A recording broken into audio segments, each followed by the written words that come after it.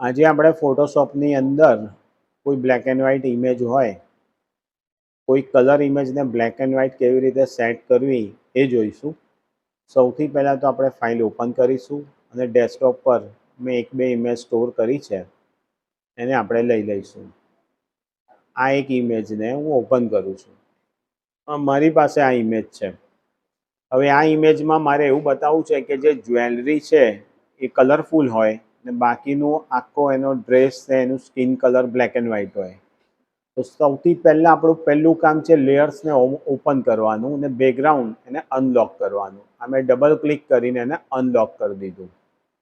હવે હું કંટ્રોલને જે પ્રેસ કરીશ જેનાથી બીજી એક ઇમ્પ્રેશન આવી જશે. હવે જે પહેલું લેયર્સ છે એને કંટ્રોલ શિફ્ટ અને યુ ડિસેચ્યુરેટ. આ ડિસેચ્યુરેટ મેં યુઝ કર્યું એટલે ઓરિજિનલ ઇમેજ મારી પાછળ છે અને આગળ બ્લેક એન્ડ વ્હાઇટ ઇમેજ આવી ગઈ. તો આ જે બ્લેક એન્ડ વ્હાઇટ ઇમેજને હું ઇરેઝ કરીશ તો ઓટોમેટિક પાછળની ઇમેજ મને દેખાવાની જ છે, જે ડિસ્પ્લે થવાની જ છે. તો અહીંયાથી હું ચાલુ કરીશ ઇરેઝર ટૂલ. આ ઇરેઝર ટૂલની તમે ઓપેસિટી નાની મોટી લાઇટ ડાર્ક કરી શકો છો. જેમ કે અત્યારે નોર્મલ એને લાઇટ જ રાખી છે. 100% હું ફ્લો એડ કરી દઉં છું. એટલે તમે જે ઇમ્પ્રેશનને જે પણ વર્ક કરશો એ બહુ ઓછા ટાઈમ માટે આના પર ફરાવવાનું રહેશે. જેમ કે આવી રીતે જેમ જેમ તમે ક્લિયર કરશો કે એની ડ્રેસ ઉપર એની ઇફેક્ટ તો બધું ઓટોમેટિક તમને ઇમેજ પર દેખાશે. એની આંખોની કીકીની અંદર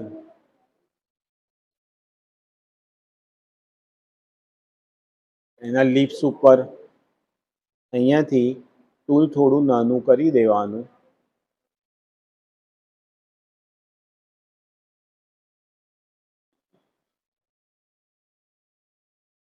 આવી રીતે સિલેક્શન કરીને તમે કોઈ પણ ફોટાને પાછળનો કલર હાઇલાઇટ કરી શકો છો.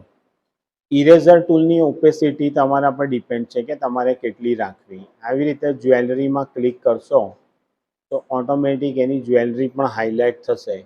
મારે એની રિંગ ઉપર ક્લિક કરવું છે તો ફોટાને થોડો ઝૂમ કરીને એની રિંગ ઉપર તમે કર્સરથી આવી રીતે ઇરેઝર ટૂલનો યુઝ કરશો તો પાછળનો કલર હાઇલાઇટમાં થશે. આવી રીતે કલરને તમે ઇમ્પ્રૂવ કરી શકો છો. હવે બીજું કે જ્યારે આને હું બ્રશને મોટું કરીશ ત્યારે આવી રીતે તમારે ક્લિક કરવાનું અને સહેજ પણ બાજુમાં ન જાય એનું તમારે ધ્યાન રાખવાનું રહેશે. આવી રીતના ક્લિક કરવાનું એટલે મોતીની જે ઓરિજિનલ શાઇનિંગ છે મલ્ટી કલરમાં એ પણ તમને અહીંયાથી જોવા મળશે. એના લિપ્સે પરફેક્ટ તમારે ક્લિક કરી દેવાના આવી રીતે કે કોઈ પણ જગ્યા પર ખ્યાલ આવે નહીં. હવે એનું એને નાનું કરું છું. આવી રીતના ઇફેક્ટમાં તમને ડ્રોઈંગ જોવા મળશે. અત્યારે હું એપ્રોક્સિમેટ કરી લઉં છું આમ લગભગ.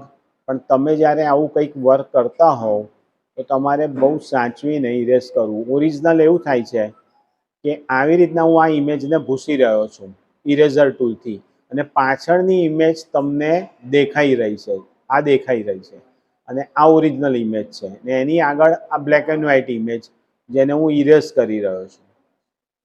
અહીંયાથી તમે કોઈ પણ એનું જે તિલક છે ઇમેજને મોટી કરી અને બ્રશ ટૂલને તમે નાનું સેટ કરી એની અંદર તમે કલર લઈ શકો છો. આવી રીતે એની બમ્બરમાં અહીંયાથી તમારે ઇફેક્ટ લેવી હોય તો લઈ શકો છો.